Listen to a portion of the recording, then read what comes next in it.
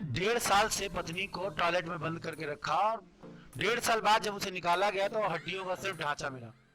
Hello दोस्तों, मैं हूं मिस्टर जोकर और आज मैं आपको एक ऐसी कहानी से रूबरू करा रहा हूं जिसको आप भी सुनकर हैरान रह जाएंगे। दरअसल हरियाणा के पानीपत गांव के रिसपुर एरिया से एक पति ने अपनी पत्नी को पिछले 1.5 साल से मानसिक रूप से उसे रोगी बताकर एक टॉयलेट में बंद करके रखा। ये बात तब खुली जब बाल विवाह एवं महिला कल्याण विभाग के अधिकारी पहुंचते हैं और टॉयलेट को खुलवा कर उसमें से उस औरत को बाहर निकाला जाता है। जब उस औरत को उस टॉयलेट से बाहर निकाला जाता है तो उसे सिर्फ हड्डियों का एक ढांचा मिलता है। मजे की बात तो ये है उस 35 वर्षीय महिला को 3 बच्चे भी हैं।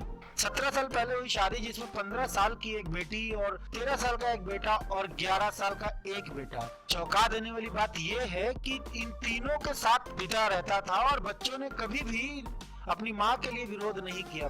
इन बच्चों के सामने पिता अपनी पत्नी पर अत्याचार करता रहा और बच्चों ने कभी किसी तरह का कोई विरोध नहीं किया। थाना सोनोली पुलिस ने जब पति को गिरफ्तार किया और गिरफ्तार करके पूछताछ की तो उसमें यह खुलासा हुआ कि पिछले 3 साल से वो मानसिक रोगी थी और उसका इलाज कराया जा रहा था। आखिर में परेशान होकर उसे टॉयलेट में बंद करना पड़ा। 1.5 साल से बंद होने के बाद जब उस महिला को बाहर निकाला गया तो उसके शरीर में मांस की जगह सिर्फ हड्डियों का एक ढांचा बचा, जिसे देखकर वो लोग भी हैरान रह गए। जब टॉयलेट को खोला गया और उस महिला को बाहर निकाला गया तो उसके शरीर पर इतने मलमूत्र लगे थे, इतने ज्यादा, इतनी घिन आ रही थी लोगों को देखकर कि पहले तो सारे पुलिस प्रशासन हट गए। उसे जैसे तैसे बाहर निकाला गया, उसकी साफ सफाई कराई गई, उसके बाद उसे कपड़े पहनाकर एक जगह रखा गया, ऐसे कि वो ठीक से चल भी नहीं पा रही थी। पति को हिरासत में ले लिया गया है और उससे पूछताछ जारी है। कानून की कई धाराएं भी लगाई गई है, आगे देखते हैं कि क्या होता है। इतना कुछ होने और सुनने के बाद हालांकि मुझे एक बात नहीं समझ आती कि वो बच्चे कैसे हैं जिन्होंने अपनी माँ को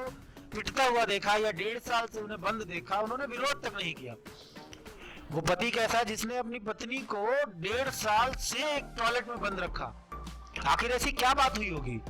यदि कोई रोगी होता है तो हम उसे डॉक्टर के पास ले जाते हैं, उसका उपचार कराते हैं, उसे ठीक करने की कोशिश करते हैं। वो बच्चे कैसे जिन्होंने 9-9 महीने अपनी माँ के कोख में रहने के बाद जब वो जन्म लेते हैं और 15-15 साल के हो जाते हैं, 13-15 साल मतलब एक सोचने समझने लायक हो जाते हैं, किसी का विरोध या पक्ष कर सकते हैं, उन्होंने ऐसा विरोध क्यों नहीं किया?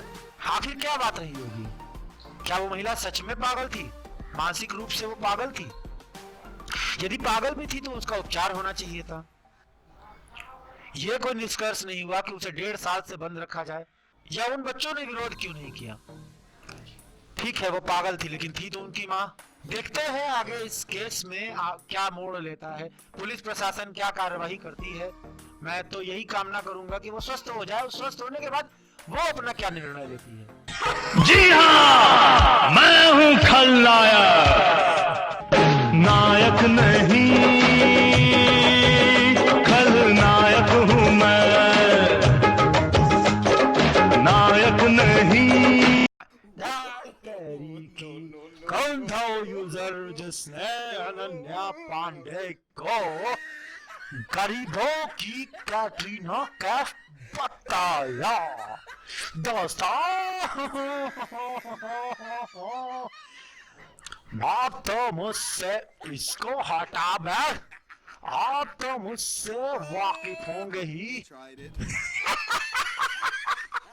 दोस्तों मैं आपको बता दूं कि इंस्टाग्राम पर अनन्या पांडे ने एक अपनी blue dress very sexy photo डाली थी, जिस पर कि यूजर्स ने ट्रोल करते हुए किसी ने बताया कि अनन्या पांडे गरीबों की कैटरीना कैफ दिखती थी।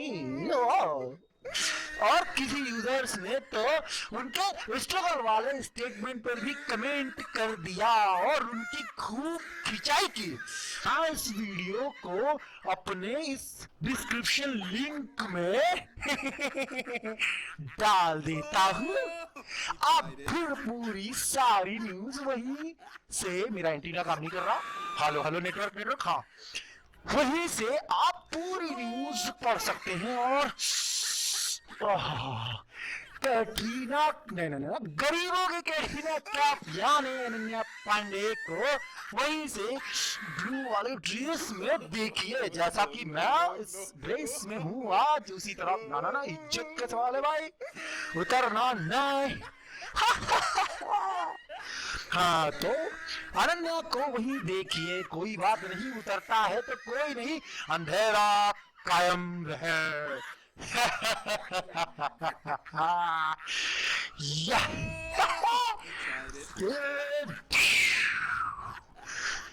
तब तक के लिए मैं चलता हूँ पतंग उड़ाने, और आप भी जाइए कुछ न कुछ करने के लिए।